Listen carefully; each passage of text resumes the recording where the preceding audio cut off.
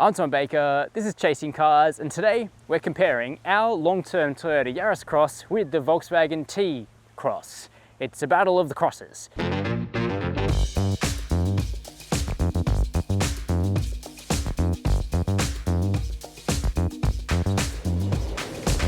Now, as you know, we've been living with the Yaris Cross for a few months now here at Chasing Cars. We did the same with the RAV4 Hybrid when that came out. This one is a hybrid, and it's really been all about seeing whether or not it's worth buying into a Toyota hybrid in such a small vehicle. Now, of course, the Volkswagen T-Cross has entered the Australian market just under a year ago with kind of a similar mission, which is that the Polo has always been a really popular small car here in Australia, but clearly people want SUVs. So the T-Cross is more or less the Polo of SUVs, and we've actually seen it really start to hit its stride. The Mazda CX-3 is still the dominant vehicle in this segment in Australia, earning about 50% of sales, but the T-Cross has started to creep up on it. And of course, the Yaris Cross wants some of that pie as well. So, are either of these two good enough to convince you not to buy the CX-3? And between them, which one's the best? That's what we're here to find out today. When I was selecting a Yaris Cross to bring onto our long-term fleet, I thought that the GXL two-wheel drive hybrid looked like about the right spec. It's just over 30 grand, you get the hybrid powertrain and the good fuel economy that comes along with it, and here in the cabin you get most features that you'd want. You can get a high-spec Yaris Cross Urban that is closer in price to that really optioned up T-Cross over there, but it does get this kind of weird brown interior that I don't think will appeal to that many. Here in the GXL, it's more muted black and grey tones. I would personally call it pretty boring and conservative, but the actual quality in here is pretty impressive. We've got a nice leather steering wheel, thin rimmed, quite a small diameter. We've got plush materials up here on the dash with quite a classy little metal line running through them. Fabric inserts on the doors. The actual tops of the doors themselves are hard, but all in all, it feels like a well-built small little SUV. In terms of technology, it's not too bad. Up here, we've got a 7-inch touchscreen. It's quite small for the bezel that it sits in, but the functionality is pretty good. The Toyota system works okay. We've got integrated navigation, DAB digital radio, Bluetooth, wired Apple CarPlay and Android Auto, and all of that works perfectly well. The speakers are also pretty okay on the Yaris Cross. In front of the driver, you've got these two fixed binocular instruments with your gear and speed and things like your charge and hybrid system use, and then a color trip computer in between them that can show you your navigation instructions, multimedia. It works totally fine. Then nice and clear climate controls down here too. Lots of blanked out sort of switches on the GXL, however, which is a little unusual, but we do have controls down here in the center for your EV modes, brake hold, drive modes, and the like. In terms of practicality, it's not bad. Decent sized cup holders, decent tray here, and okay door bins, but no armrest is a bit of an ergonomic nightmare, and that's just got more and more annoying as time has gone on, and Toyota don't have a solution for that right now. But at least the seats are pretty comfortable and supportive. After a couple of hours you get a little bit tired, but I've found that they're pretty well up to the job and quite comfortable. So up front, the Yaris Cross interior very much gets the job done, and most of the tech is good enough, so I think it's all right. Let's have a look in the back seat. Now, hopping into the back of the Yaris Cross, pretty easy. And once you are back here, the amount of space on offer is quite decent for a vehicle that is based on the Yaris, which is a very small car. So I'm 6 foot, headroom is good, knee room's good, and toe room is particularly generous. So this is where the Yaris Cross offers you a better package than the standard Yaris. You could get a fifth person in at a pinch, but it wouldn't be especially comfortable, so I'd keep it to 4 adults, which will be fine. There are no air vents, however. The materials back here are all really hard. There's no armrest per se, but we can put down the middle seat where you've got a couple of cup holders and 40-20-40 folding, which is a nice benefit as well, plus clear ISOFIX points for the outboard rear seats. Heading around the back of our very Smurf blue Yaris Cross, personally I quite like this sort of almost joined light design. It is quite reminiscent of that on the T-Cross as well. Opening the boot, manual tailgate, easy to open however. We've got 390 litres of space here in the back of the two-wheel drive Yaris Cross. If you go for the hybrid all-wheel drive, you do lose some of that to have the independent rear suspension and also the additional hybrid running gear here in the rear. But as it stands, it's quite practical. There's also a space saver spare underneath that boot floor. In terms of extra storage about the place, not too much really, but we do have a couple of bag hooks, which is a nice thing to have. It does require a bit of force to get that boot closed, however. So that's the Yaris Cross. Let's take a look inside the Volkswagen T-Cross. The Volkswagen T-Cross is more or less an SUV equivalent to the Volkswagen Polo, so there are many similarities that you'll find in the cabin to Volkswagen's entry-level car here in Australia, but there are also some touches which are unique to the T-Cross. Now, what this car I'm sitting in is a T-Cross style, which is a higher of 2 grades, and then this one has every option available thrown at it. There's the R-Line package, which gives it those really attractive wheels outside and the nice body kit, but you don't have to get that. In addition, this car has the Sound and Vision package, which gives it an active info display and Beats audio as well. So you can kind of make it as technologically sophisticated as you want, but the basic package is also fairly acceptable in the T-Cross. Now, the basics that the Volkswagen nails immediately are the things they always do, like the seats, which are firm but very supportive, and the base is at the right angle, even though this is a manually adjustable seat. These are the seats I'd prefer to spend many hours on a road trip in rather than the ones in the Toyota Yaris Cross. Additionally, Volkswagen doesn't forget about basics like this armrest, which is not only here in the first place compared to non-existent in the Toyota, but it's also adjustable. We can adjust it to the right height and then push it forward, so the ergonomics in this car are right and definitely better than the Toyota. Now, the steering wheel is a bit larger than that in the Yaris Cross, but if you go for the R-Line package, you get this nice perforation, you get some cool stitching detail as well, and paddle shifters for the dual clutch automatic transmission, which of course we'll talk about when we take this car for a drive. Now, the technology package, an 8-inch touchscreen, is standard across the range. It works well. We've got wired Apple CarPlay and Android Auto, no digital radio, however, but even the standard speakers sound okay, and if you go for the Beats upgrade, they sound pretty exceptional. You'll notice, however, that this is almost tilted away from the driver, like there's been a failure to convert it for right-hand drive as well as they possibly could. The whole panel here seems tilted to the left, which is a slightly strange effect. Then in front of the driver, we do have a digital cockpit, which can display a full map if you have navigation on this car, and that looks good and works well and feels pretty intuitive. Lots of buttons down here for climate control as well, which is not relegated to the touchscreen. We have wireless smartphone charging, 4 USB ports for this car in the old shape, which is quite practical. Now, we have small cup holders between the seats. You won't get a big water bottle into those, but you will get a big bottle into the door bins. But Volkswagen throwing away a bit of a sacred cow in that there's no flockline door bins in this car. And given that this one as it sits is actually more expensive than many specifications of Golf, that's a bit disappointing. All in all though, I would say the cabin of the T-Cross feels pretty well up to scratch. One thing I will say is like just the extent of the harsh materials is a bit of a disappointment, even if the leather on the steering wheel and the shifter feels pretty good. Now, stepping into the back of the T-Cross is a bit easier because the roofline is a little higher and it continues more conventionally. Nice loud resonant thunk, of course that can be engineered in, but it sounds good when you close the door. And you'll see that room in the back is good in the Volkswagen. I've got about as much headroom as in the Toyota, a little bit more knee room actually, and toe room is actually particularly generous in the back of this car. Similarly though, I would keep it to 4 adults in the T-Cross because this middle seat suffers from a really big hump in the floor. You do get 2 USB ports however, a bit of storage but no air vents in the back of the T-Cross, and also no flip down armrest or even a 40-20-40 solution like you get in the Yaris Cross.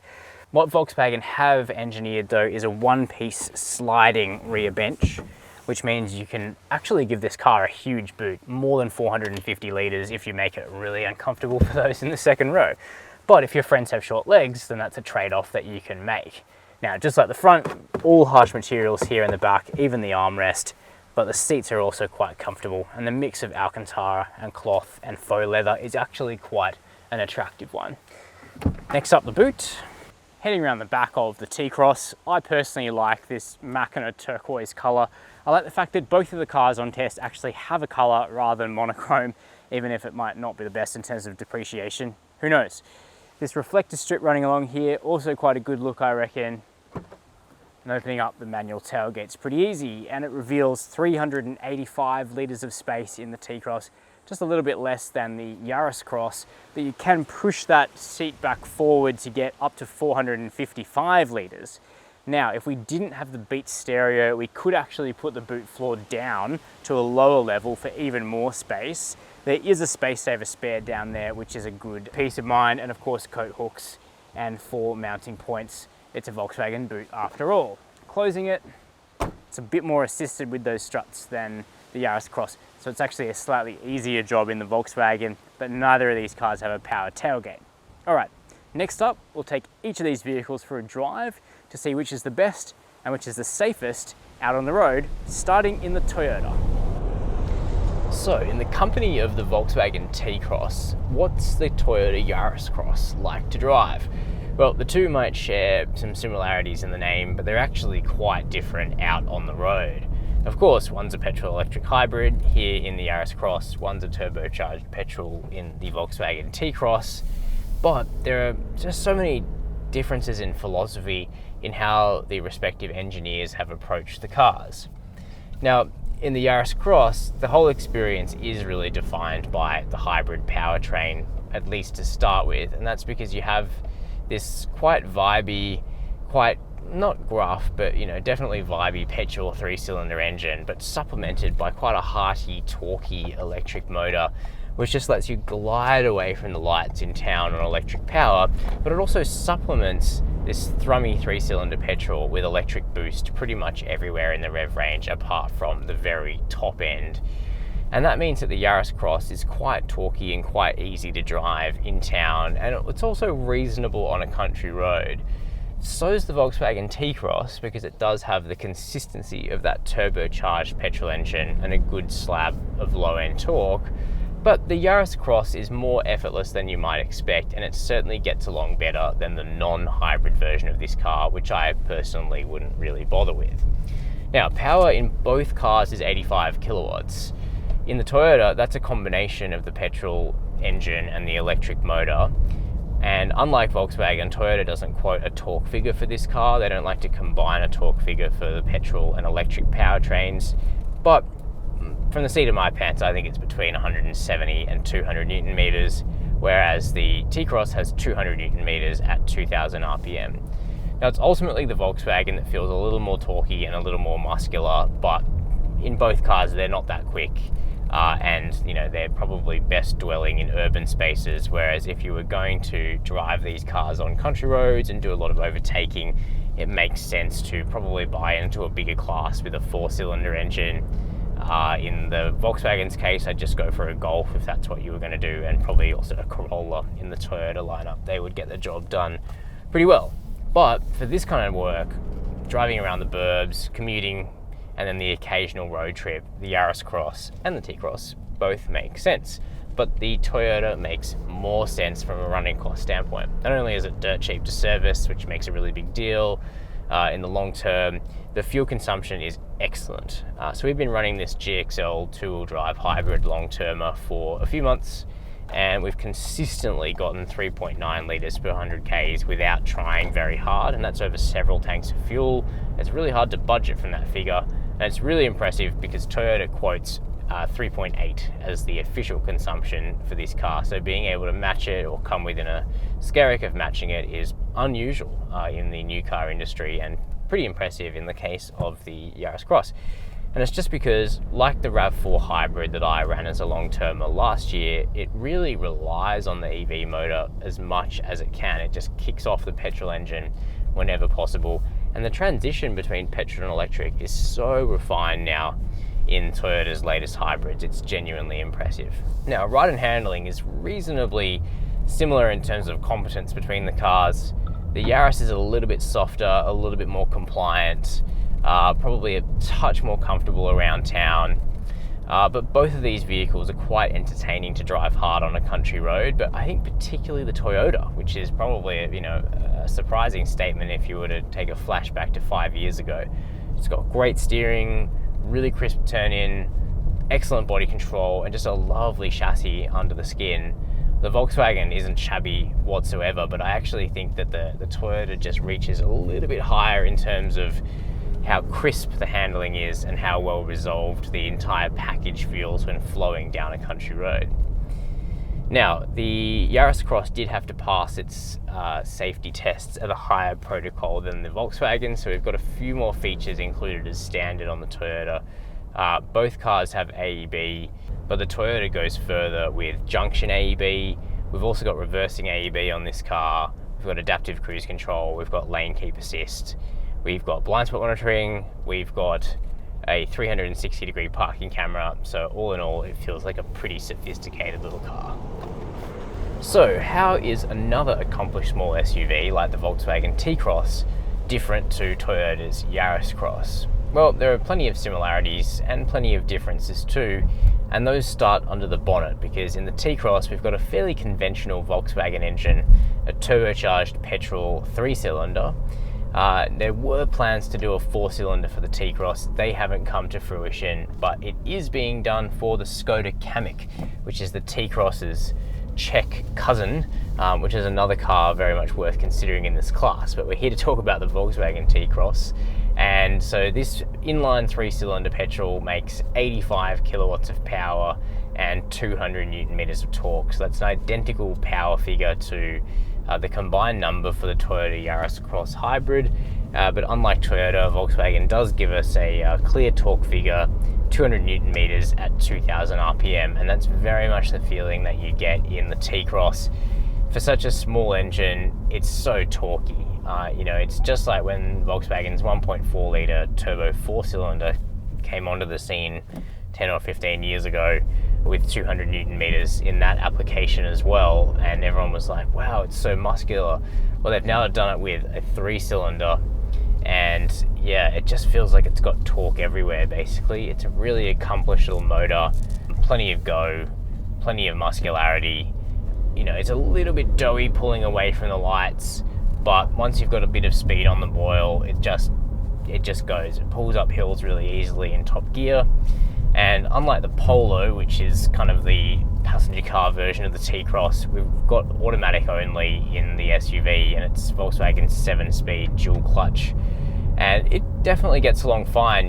Modern DSGs have very few of the foibles of the early transmissions of this type, and I think if you didn't tell somebody they were driving a twin clutch auto, I don't think that they would really know. There's still a little bit of hesitation in stuff like reversing uphill, but in terms of just driving around the burbs, normally it's a fine gearbox, and there's enough torque in the 85 TSI motor that it just drives the car really well, and drives the front wheels only.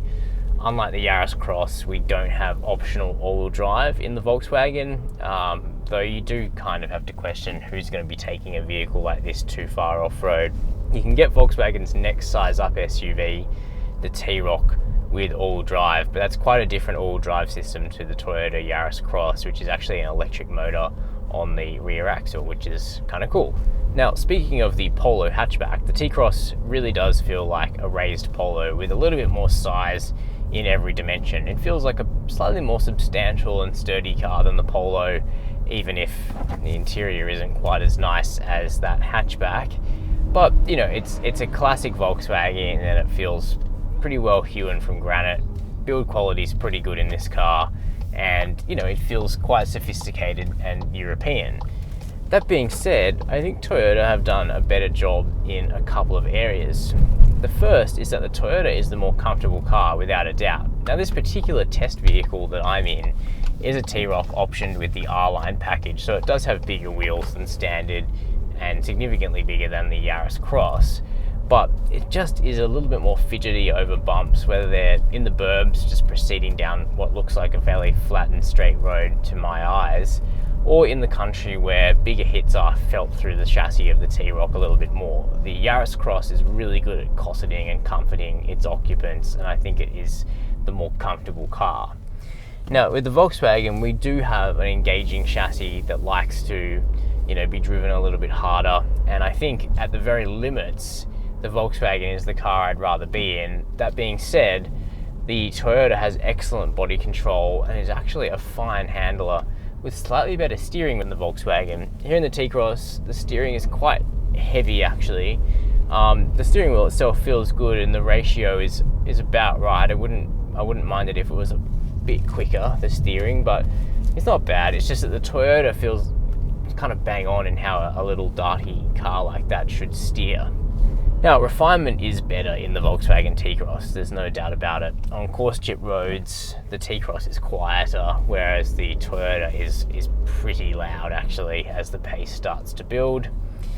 And you know, overall harshness and noise is reasonably well suppressed in the Volkswagen, possibly because it has so much low down torque, a little more than the Toyota, and it's also got 7 crisp ratios in the auto. It prevents the engine from needing to rev out very much. You know, if you do rev out the 3-pot in the Volkswagen, it does make itself heard. Like if I,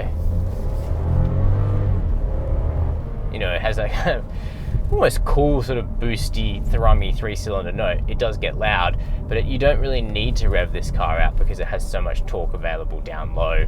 Whereas when you start to work the Yaris Cross harder and harder, the electric motor can't do as much for you as the turbo in this car. Now the trade-off is fuel consumption, which is significantly worse in the T-Cross compared to the Yaris Cross Hybrid.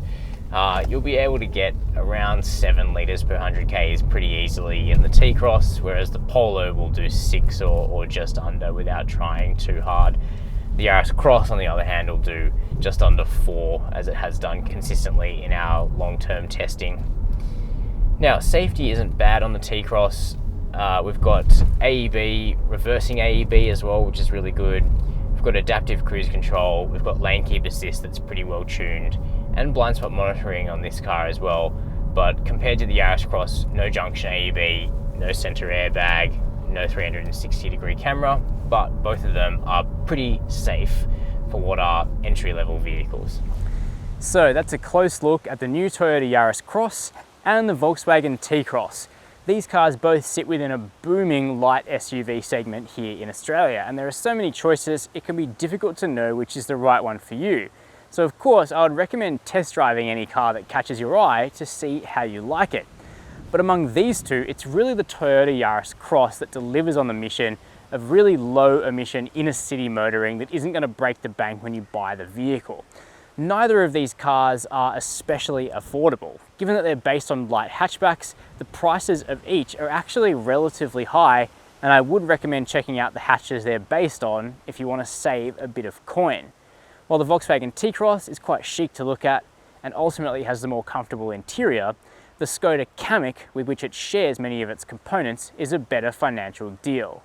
While the Toyota Yaris Cross pulls ahead massively in terms of real-world economy. But of course, a lot of these factors are quite subjective, so I'm keen to know which you would buy. So let me know down below in the comments whether it's one of these two or something else entirely. While you're there, make sure to hit subscribe and the notification bell. And as always, thanks for watching Chasing Cars.